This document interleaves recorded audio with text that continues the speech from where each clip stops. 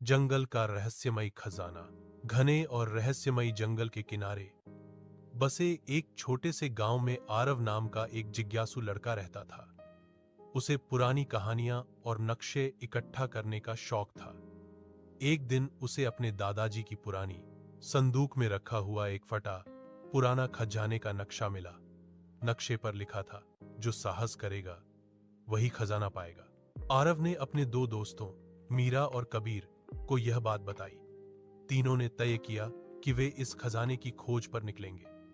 अगले ही दिन सुबह वे रस्सी, टॉर्च और थोड़ा खाना लेकर जंगल की ओर बढ़ गए। जंगल के अंदर घुसते ही अजीब अजीब आवाजें आने लगी। कहीं पत्तों की सरसराहट तो कहीं पक्षियों की तेज चीख। अचानक उनके सामने एक गहरी खाई आ गई। नक्शे में बना संकेत ठीक उसी जगह इशारा कर रहा था। कबीर ने हिम्मत दिखाते हुए एक गिरे हुए पेड़ को पुल की तरह इस्तेमाल किया और तीनों सुरक्षित पार हो गए।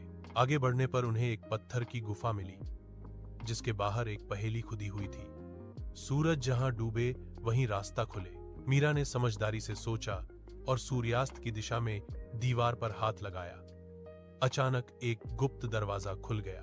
गुफा के अंदर चमकती हुई रोशनी और पुराने सिक्कों की आवाज सुनाई दी। बीच में रखा था एक सुनहरा संदूक। आरव ने धीरे से उसे खोला। अंदर सोने, चांदी के सिक्के, हीरे, जवाहरात और एक पुराना पत्र था। पत्र में लिखा था, यह खजाना उन्हीं के लिए है जो लालच नहीं बल्कि साहस और दोस्ती लेकर आए। तीनों ने फैसला किया कि वे खजाने का कुछ हिस्सा गांव के विकास के लिए देंगे। जब वे वापस गांव लौटे तो लोग उनकी बहादुरी की कहानियां सुनकर गर्व से भर गए। उस दिन आरव, मीरा और कबीर ने समझा कि असली खजाना सोना नहीं बल्कि साहस, समझदारी और